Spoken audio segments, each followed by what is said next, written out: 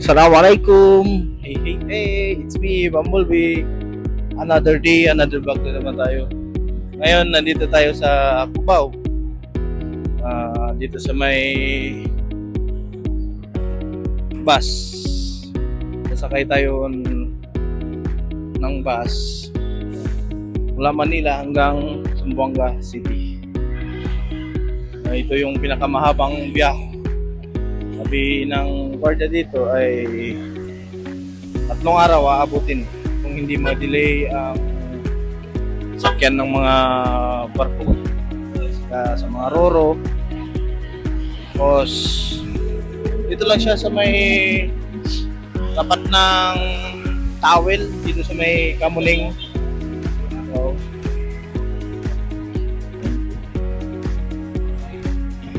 andito yung katabi niya, Meralco. Yan. Meralco, may liwanag ang buhay. Yan. Punta natin dito. Ito yung sakyan natin, yung bus nito. Yan. May mawala lang. Yan. Kita nyo yan, dito kayo sumakay. Akin niya ay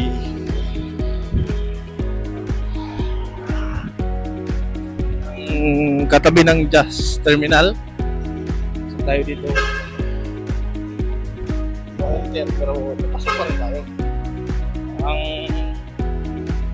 pumasahe daw 5-1. Ito lahat-lahat na yun. Pero iba pa rin dito sa may ito, lagyan ng portal dito. Kung may bagahe kayo malaki, may another din babayaran kayo. Yan ang sakyan natin ng bus. Yan. Mula Manila hanggang Zamboanga City. Dadaan tayo ng Atiklan, Mindoro, Dumaguete, Iloilo. Yan mga cargo box. Ayan na yan. Lalakay muna doon. Sa atin nalagay na. So, okay lang naman din. Ang tip number ng ba. Dito tayo may sa taas lalagyan. Ito sa baba. Si Kuya. Ayan, simula na tayo aalis dito sa may Cubao. Punta tayo ng Batangas Port. Yung sinakyan natin bus.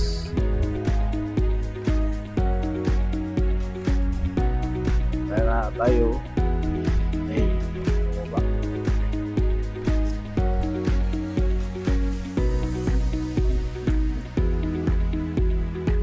Yan, simula na ang biyahe natin mula dito sa Cubao pupuntang Port Batangas. See you. Siyempre, yung mga bagahe wala masyadong pasahero. Nakunti lang. Ala naman ako.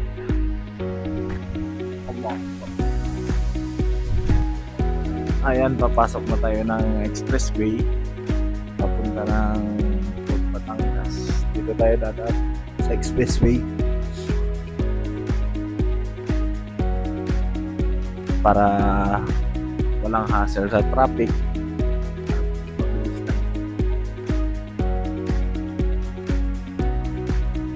Konti lang pasahero dito sa, pero sabi nila pag dumating ng Batangas medyo madami-dami na din ang pasahero kasi yung mga gamit dyan binababa yan sa likod.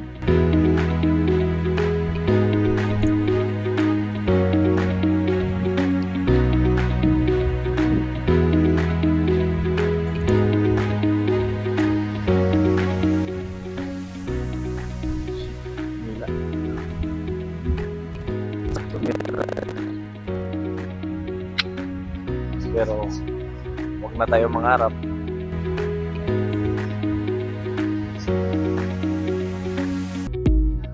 talagang tingin na lang tayo.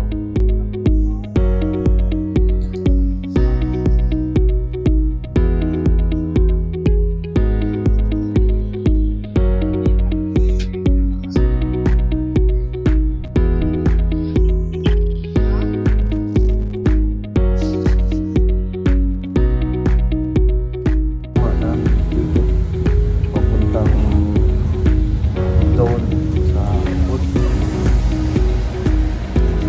Ayan, nandito na tayo sa Port Batangas. Papasok na tayo sa may dito yung sinakyan natin yung Star Air na yan. Barkong hindi natapos oh. Starlight Capital. Starlight Capital. Yan ang sinakyan natin papunta Katiklan. Wala dito sa Batangas Port.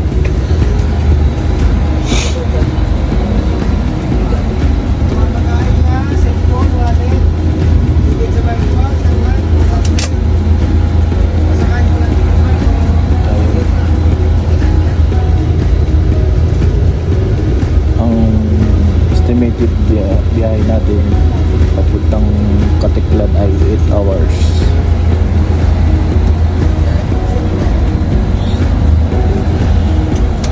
Hindi pala yan. Gamit kayo, bawal na pumunta sa bus mamaya. Ito. Ito lang.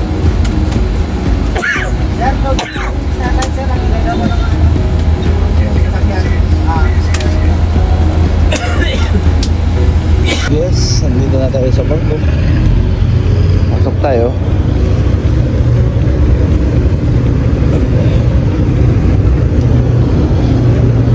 Tayo sa taas.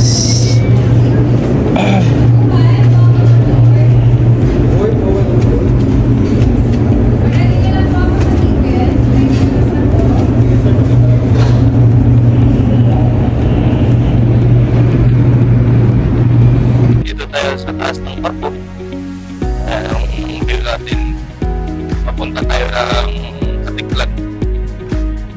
Ang sinasakay natin ng barko ay 16 minutes. Ang biyahe natin estimated ay 8 hours.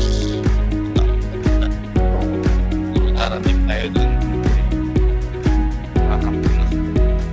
Welcome to Katiklan. Yan. Dito tayo ngayon sa Katiklan. Yung mga bus trap na yan, papunta yan ng Boracay. Yung mga bus trap na yan. Ang Boracay yan doon siya, sa kabila. Kung nakikita mo yung may doon yung may nagkakabali yan. Yan, yun ang Boracay.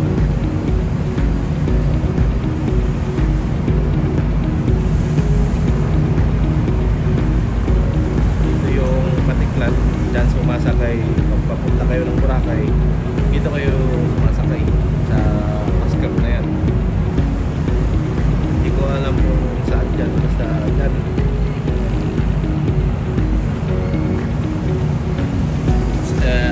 Morning, sa hapon na. Ako kayo makarating dito sa Katiklan. Galing kami Batangas Port. Alis kami ng Batangas Port ay 8 or 7 ng umaga. Dumating na kami ngayon ay 5 na, 5:20. Dating na namin sa Katiklan.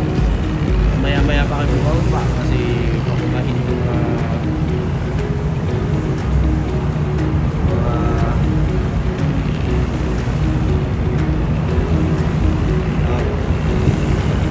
tao nandyan sa kita-kita pa na tayo. Yan, bumaba na tayo. Yung ang sakay natin ay Perpolo. Bumaba na kami. Kami papunta ng port ng Katiklan. Yung mga paskrap na yan, papunta yan ng Boracay. May Iloilo. Yan. May mga bus.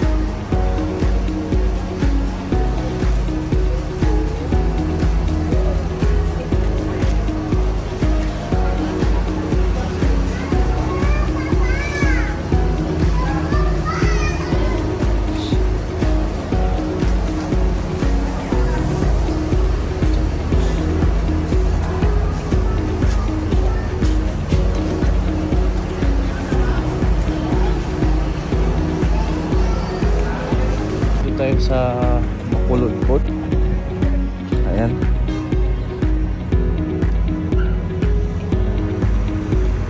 Pasok tayo, punta tayo na bus natin malawas. Pasok tayo doon. Ayan, nandito tayo sa terminal bus ng Bacolod papuntang Dumaguete.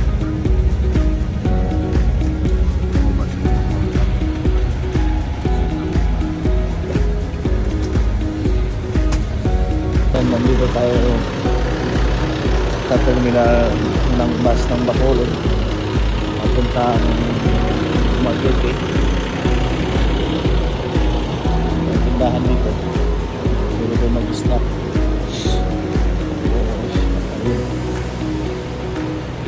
Ito yung malapit.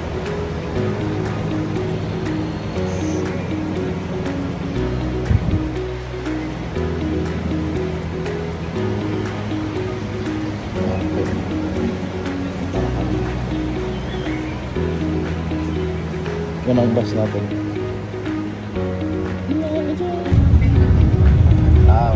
Sa bata muli mapalaw. Na ano na yo, excited kay nga muli ta. Kay say mo pa ni sa mga unit. Tuwatan ko kay no na.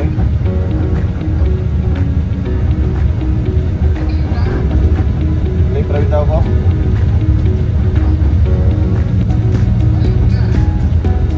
Bali ko na tungagan ako utang dia.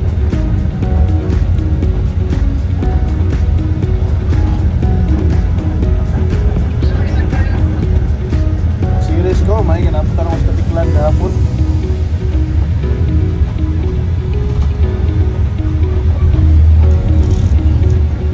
Asa galing nyo, bay? Tabato, pwede nga itong sa kay trip, no? Tunggo kag ipulog, huwag malayo, magkat.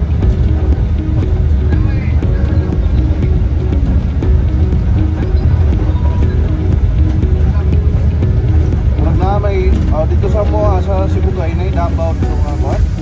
Kung Davao nga gaya punta.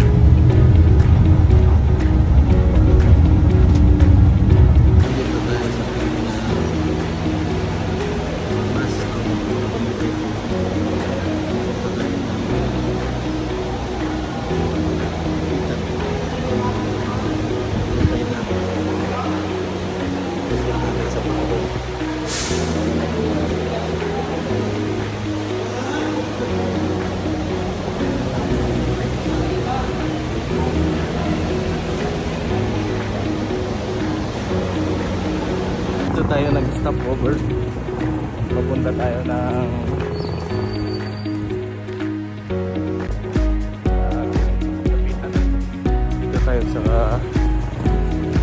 Dumaguete.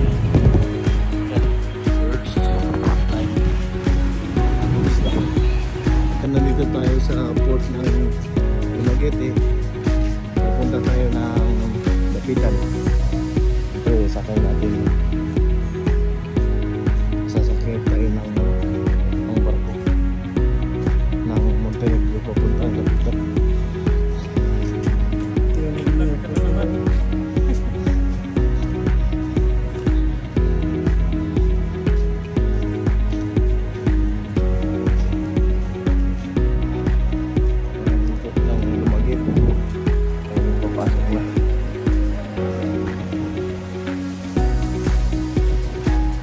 Natin yun, no?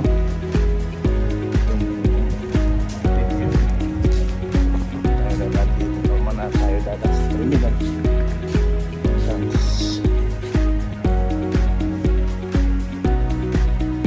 Wala pa daw?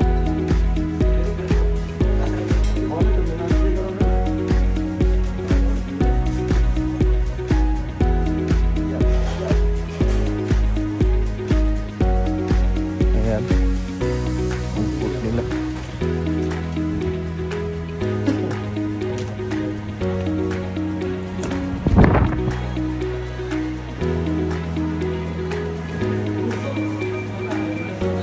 Yung loob ng terminal ng Dumaguete.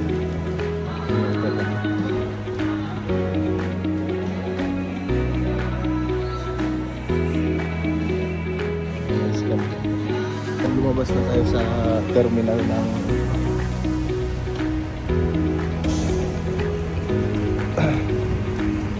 Dumaguete. Papuntang Dapitan tayo.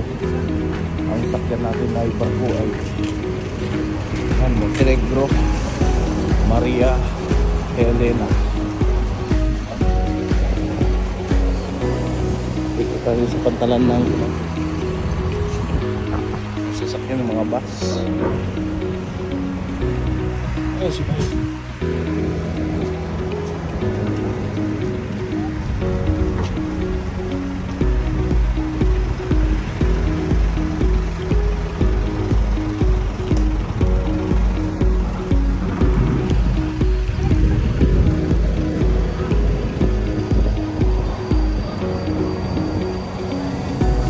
The evening day, dito tayo sa barko. Medyo nakikita nyo ano na gahin natin papunta Dapitan. Kumakay tayo dito sa may Montenegro, Maria Helena. Wala na. Nasakay natin barko. See you at Dapitan.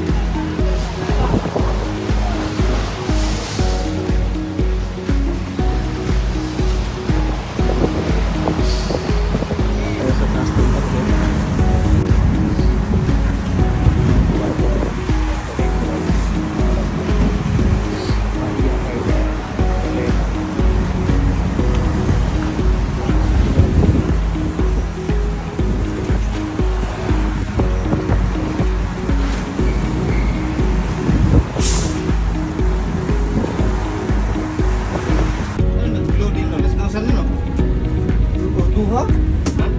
Dua man itong sa Pinda. Susan? O dua. O Susan. Anong tuloy ha? Oo, wala.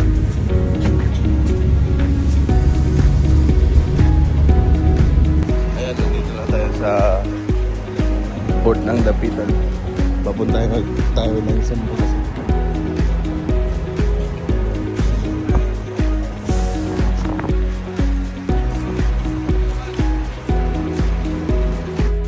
Ayan, nagtagpo kami ng mga classmate ko at kaibigan ko. Sukuha na naman. July 25. Basta August 25 balik.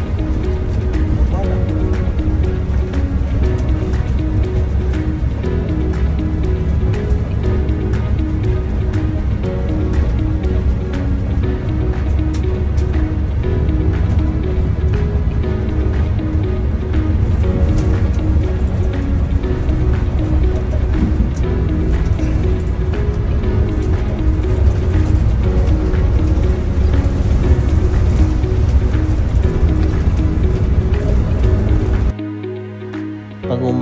sasamahin kami sa ating at yan bumiyahe na kayo papuntang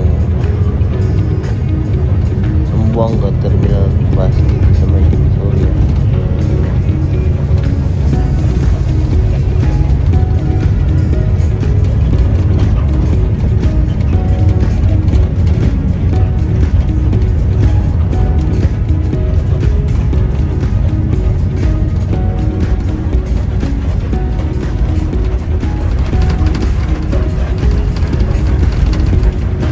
Alhamdulillah, nandito na tayo sa Zamboanga.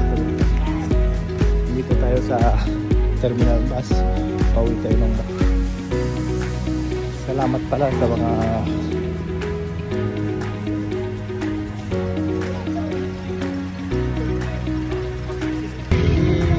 it's afternoon day. Magarating natin lang dito sa Zamboanga City. Galing tayo ng terminal bus sa may Divisoria. Ito yung gamit natin. Pinakyaw tayo ng ng jeep.